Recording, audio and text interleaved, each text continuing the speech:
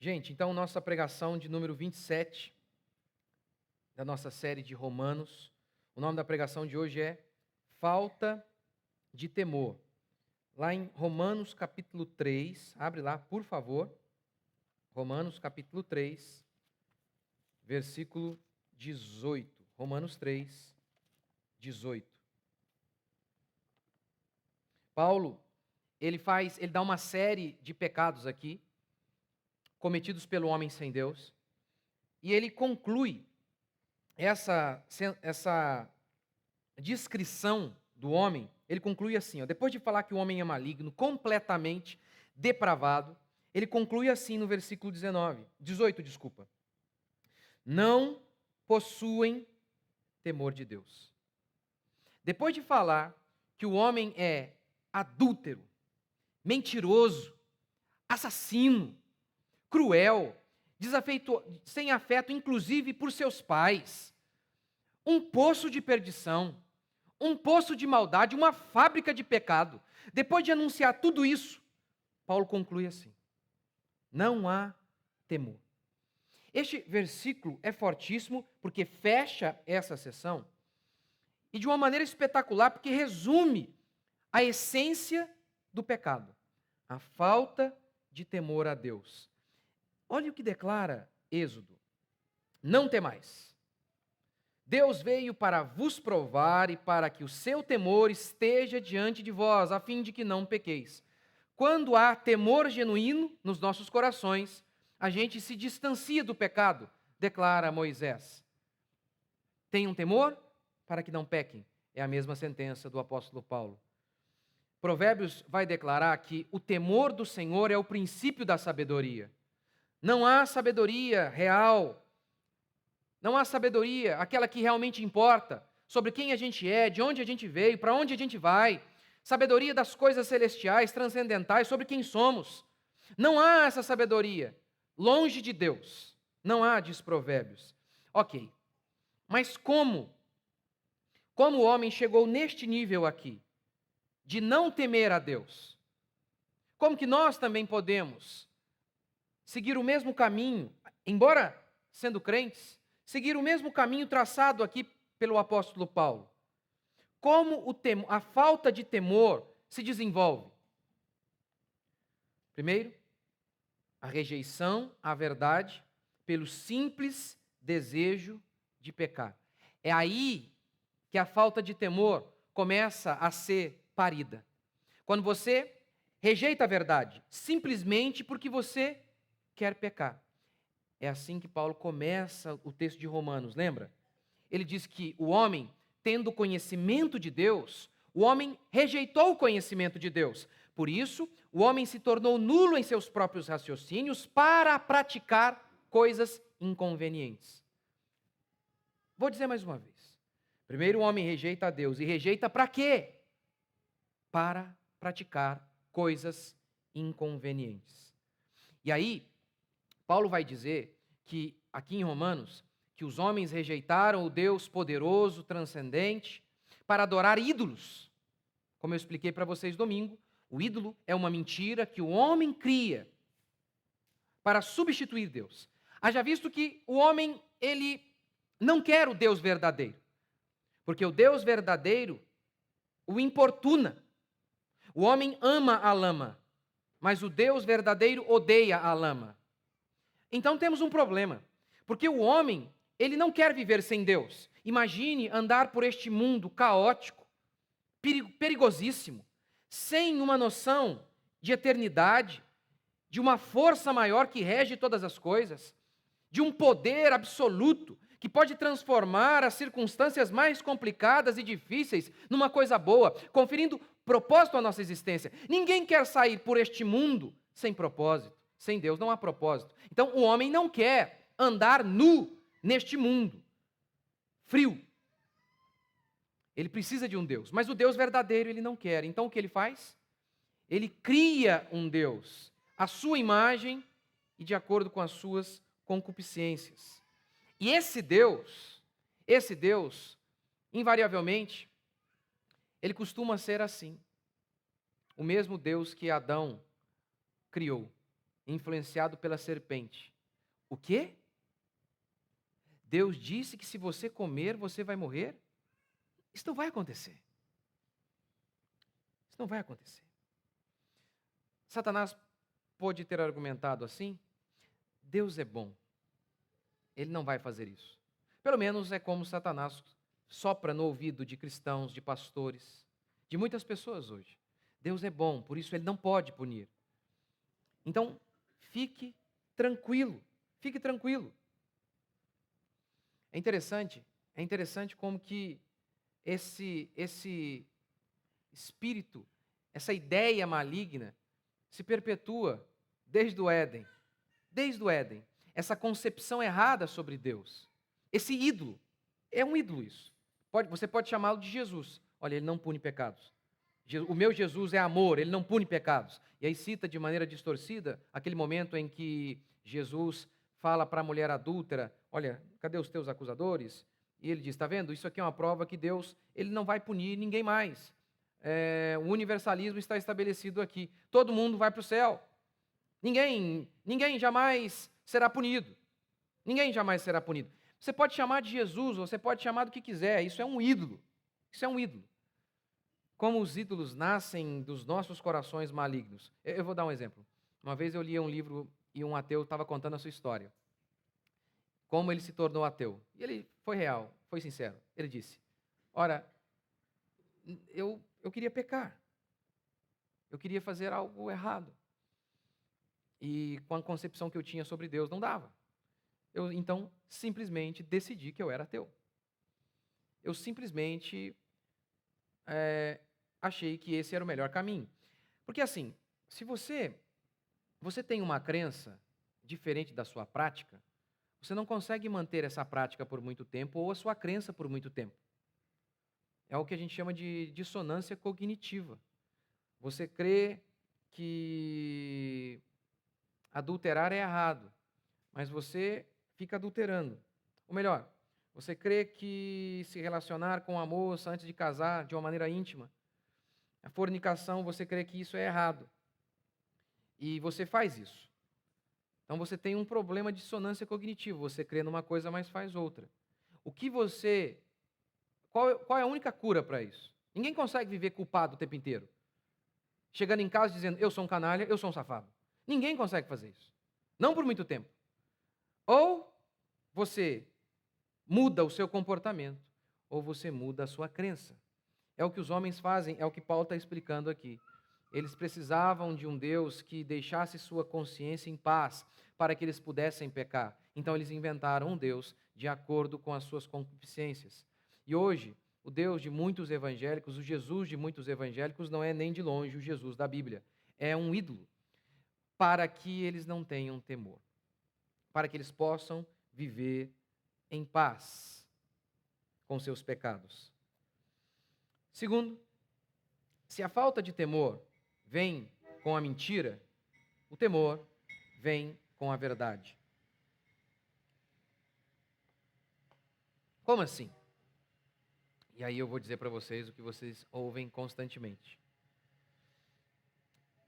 Já há pastores pregando de maneira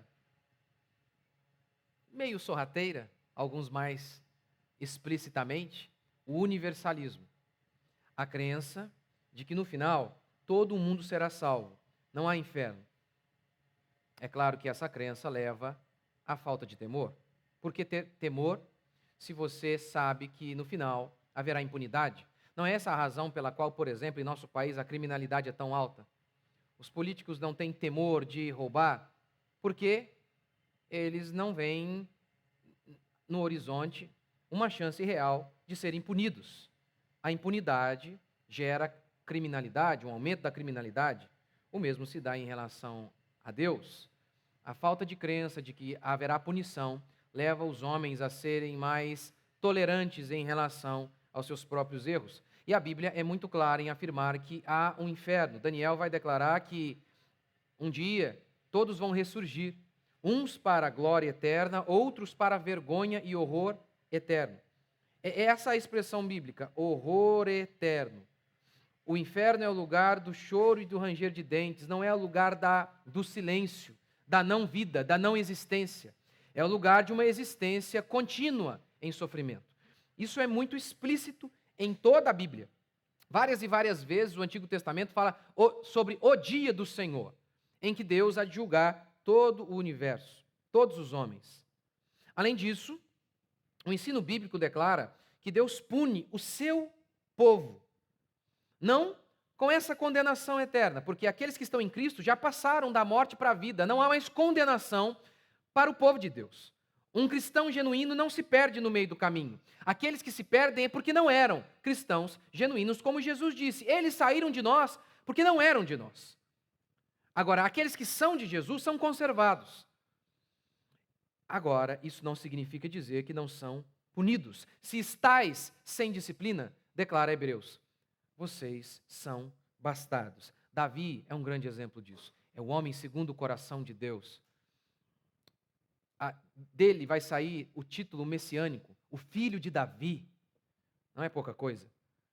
E esse homem foi punido, foi disciplinado severamente por Deus. Algumas pessoas dizem assim, poxa, na lei Davi tinha que morrer, ele adulterou e tal. Meu amigo, ele não morreu, mas seus filhos morreram. Não tem coisa pior do que isso. Qualquer pai sabe. É uma pena muito menor morrer. É uma pena muito maior ver os seus filhos se matando. Como assim ele não foi punido? Ele foi muito duramente punido. Note Israel. Veja se Deus não pune. Olha o Antigo Testamento. E lembra disso, gente, eu já ensinei isso para vocês há algum tempo. Isso é heresia.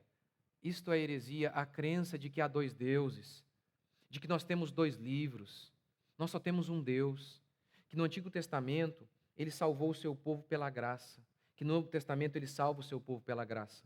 Um Deus que no Antigo Testamento punia aqueles que não queriam se arrepender e que no Novo Testamento pune aqueles que não querem se arrepender. Nós não temos essa ideia louca, alucinada que muitos cristãos têm, hereges, uma ideia herege que muitos cristãos têm, que Deus lidava de uma maneira diferente, mas Deus no Novo Testamento ele pôs a mão na consciência e falou, gente, o que eu estava fazendo? Isso não existe. Deus não mudou. Deus é o mesmo, ontem, hoje e amanhã. Assim, o que aconteceu com Israel, você pode ver também na história da igreja. Note aqui. Deus olha e fala para Israel, se vocês não pararem de pecar, eu vou acabar com vocês. Deus acaba com Israel mesmo. Não sobra quase nada. No período do exílio, Deus profetiza, Deus declara por meio de seus profetas que a única coisa viva ali em Israel seriam os chacais. Ou seja, a morte ia estar espalhada por todos os lados de Israel. A única coisa viva ali seriam os animais carniceiros que iam comer os israelitas. Olha que cenário de destruição completa. O povo de Israel sendo trucidado e o texto bíblico dizendo que foi o próprio Deus que fez isso. Mas isso é Antigo Testamento, isso passou. Deus pôs a mão na consciência e viu que ele tinha ido muito longe. E ele se arrependeu de seus pecados e parou com isso. Isso é heresia. Note o Novo Testamento. Apocalipse. Lembra das 7 igrejas da Ásia? O que Deus diz para o povo das 7 igrejas da Ásia? Se vocês não pararem de pecar, eu vou remover o candeeiro de vocês. E nunca mais vocês serão reerguidos. Eu vou acabar com vocês. Vocês têm que se arrepender, vocês têm que parar de pecar. As igrejas não existem mais. 2000 anos se passaram. 2000 anos. Gente do céu. Deus não muda. A Bíblia é repleta desses ensinamentos. Se a falta de temor vem com a mentira, o temor vem com a verdade. Terceiro e último princípio. Mas o nosso temor é por um pai. 1 João 4,18 diz que o amor lança fora o medo.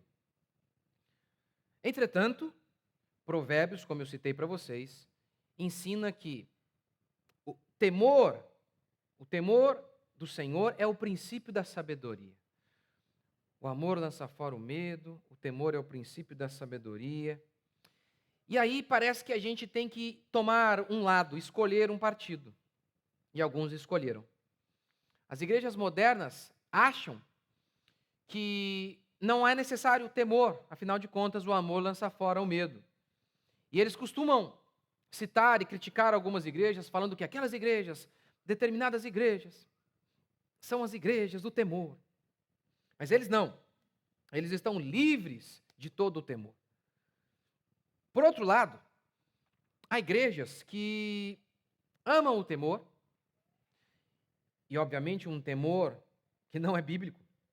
São aquelas igrejas que gostam de cobrar indulgências, pedágios, e vivem aterrorizando o seu povo para que esse povo se mantenha preso a essas instituições. E claro, esse não é o temor bíblico, mas é verdade isso. Nós temos que escolher um lado. Viver sem nenhum temor ou viver em temor. Provérbios está certo ou João está certo? Ora, a gente sabe que ambos os pensamentos são ídolos. A ideia de que o temor é ruim é um ídolo. Mas a ideia de que devemos viver aterrorizados com medo de que Deus nos condene também é um ídolo. Como que a gente une essas duas ideias? De 1 João, que declara o amor lança fora o medo, e de Provérbios, que declara o temor do Senhor é o princípio da sabedoria. Ora, na figura de Deus, de quem Deus é. E uma das definições é que Ele é Pai. É o Pai que disciplina e que abraça. Que você tem segurança e pavor ao mesmo tempo. Se você teve um bom pai, você já matou a charada. Você não acha que 1 João está em contradição com Provérbios. Você não acha que o texto que diz não temas tem alguma contradição em relação ao texto que diz tema. Se você teve o privilégio de ter um bom pai, você sabe que essas coisas não são autoexcludentes, de maneira alguma. Deus é assim. Você sabe que se você fez algo errado, o Deus Pai vai te disciplinar. Mas você também sabe que você não vai chegar em casa e descobrir que o seu pai foi embora. Você não vai chegar em casa e, ao estender a mão e falar, me perdoe, eu errei. E o seu pai vai dizer, acabou, não tem mais jeito. Não, Deus Pai, Ele disciplina, mas Ele é gracioso. Veja esse exemplo na vida de alguns homens de Deus. Davi. Davi mente, adultera e mata. O que Deus faz? Davi, esquece isso. Estamos juntos. Você é meu parceiro. Esquece. É isso que acontece. Deus diz, a partir de hoje, nunca mais a morte vai deixar, o sangue nunca mais vai deixar de escorrer nos batentes da sua casa, Davi. Ok. Mas o texto bíblico diz que Davi se arrependeu. Mesmo assim, a punição veio. Mas a mulher do adultério dele se chamava Betseba. Davi tinha várias mulheres. Quem Deus escolhe para ser o legítimo sucessor ao trono de Davi? Salomão, o filho da adúltera. É uma luz, uma velhinha na escuridão. Mas era o sinal de que Deus é gracioso. Olha o quanto que Deus é gracioso quando o homem se arrepende. Não sem lágrimas. Houve muita lágrima. Mas note como Deus é gracioso. Note como Deus Pai é gracioso. Mas vamos para um exemplo mais drástico. Manassés. A Bíblia descreve Manassés como um homem terrível, cometendo pecados que nem homens lá do mundo gentio, jamais pensaram em fazer. Ele era terrível. Fez ídolos e estabeleceu ídolos no templo, na casa do Senhor. Queimou seus filhos em busca de prosperidade. E a Bíblia diz que ele fez errar a Israel mais do que as nações gentias faziam. O que aconteceu com Manassés? A Bíblia diz que Deus enviou a Assíria e prendeu ele com ganchos. Imagina um rei preso com ganchos e cadeias. E lá foi ele para o exílio. Entretanto, o texto bíblico declara isso aqui. Desse homem que matou os próprios filhos em busca de prosperidade. Manassés, angustiado, suplicou deveras ao Senhor seu Deus, e muito se humilhou perante o Deus de seus pais. Fez-lhe oração, e Deus se tornou favorável para com ele. E o que aconteceu? Ele voltou à sua posição, ele foi restabelecido. Voltou a ser rei em Israel, voltou para Jerusalém e fez uma limpa em Israel. Começou a quebrar todos os ídolos, a desfazer as obras malignas. E o texto bíblico diz assim: aí então ele conheceu ao Senhor. É desse Deus, é a esse Deus que nós devemos temor. Um Deus que odeia o mal, principalmente nos seus filhos, que pode levar seus filhos com cadeias, com ganchos para o exílio, mas com o objetivo de trazê-los de volta, de restaurá-los. Terceiro exemplo, Sansão. Sansão, ele era um homem que brincava com o pecado. Deus dizia: Sansão, você terá um pacto comigo, você não vai poder beber nada do vinho, nada da uva. E o que Sansão fazia? Ele passeava na vinha. Sansão era alguém que brincava com o pecado, alguém que foi escolhido por Deus desde o ventre de sua mãe, mas mesmo assim ele não retribuía a Deus todos os benefícios que Deus havia lhe dado, havia feito por ele. Sansão, então, depois de muito brincar com Deus, muito brincar com o pecado, ele foi enganado por Dalila e foi preso pelos filisteus. De tal maneira que, além de preso, ele teve os seus olhos vazados, ele se tornou cego. O texto bíblico diz que o cabelo era o símbolo de sua consagração, que foi cortado por Dalila. Mas o texto bíblico declara que lá na prisão o seu cabelo voltou a crescer. É claro que tudo isso é só simbólico para mostrar que a fé dele, a sua santidade, ela havia sido restabelecida. E nesse instante em que os seus cabelos estão longos, a sua fé está forte e firme, e a sua santidade, a sua consagração a Deus está restabelecida, ele faz uma oração. Ele está sendo zombado, ele está sendo humilhado pelos filisteus, que o trazem como um troféu. E olha lá, o grande herói dos judeus aqui. E eles comemoram e fazem de Sansão o bobo da corte.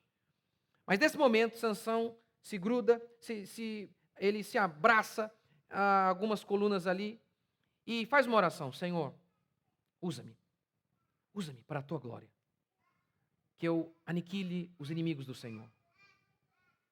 Eu estou disposto, para a tua glória, morrer, para que o teu nome seja engrandecido e o teu povo prevaleça. E o texto bíblico diz que mais gente Sansão matou na sua morte, no dia da sua vergonha, no dia do seu sofrimento, do que em toda a sua vida. Ora, o exemplo de Sansão, de Davi, de Manassés, principalmente do Sansão, nos anuncia o seguinte: filhinhos, não pequem. Não pequem.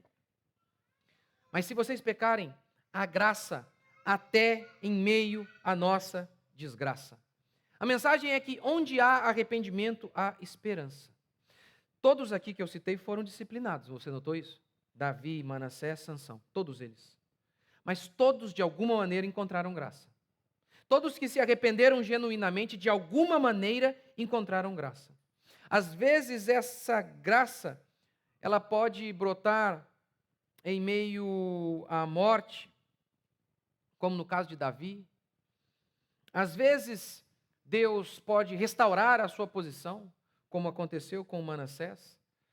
Às vezes, Deus não liberta, não restaura, mas até a sua prisão, a sua vergonha, de alguma maneira, pode glorificar a Deus. O que é certo é isso.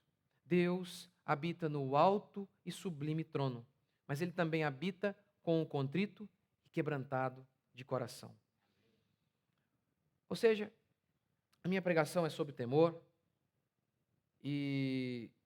mas mesmo assim eu não queria concluir sem falar da graça. Afinal, o Evangelho é boa notícia. O Evangelho é a notícia de que o pecador arrependido, ele pode encontrar, assim, sempre um Deus propício, um Deus de braços abertos, um Deus que se inclina quando esse pecador se inclina. Um Deus que ouve quando esse pecador clama. E na realidade, quando esse pecador clama, ali já começa o temor. É quando ele diz: Deus, olha o que eu fiz com a minha vida, tem misericórdia de mim. Ali mesmo, já está iniciando o temor do Senhor e o princípio da sabedoria. É nesse sentido que a mensagem do Evangelho, ela é de graça para aqueles que o temem. A mensagem do Evangelho é de restauração. A mensagem do Evangelho é de milagre. É o Deus que pode pegar essa nossa vida arrebentada porque nós não tínhamos temor e fizemos tudo errado, e em sua infinita bondade e misericórdia, de alguma maneira, pegar os nossos cacos, pegar as nossas bagunças, de alguma maneira, ainda construir alguma coisa ali. É isso que a mensagem do Evangelho declara para todos aqueles que temem a Ele, que creem que Ele é gracioso assim. Vamos ficar de pé?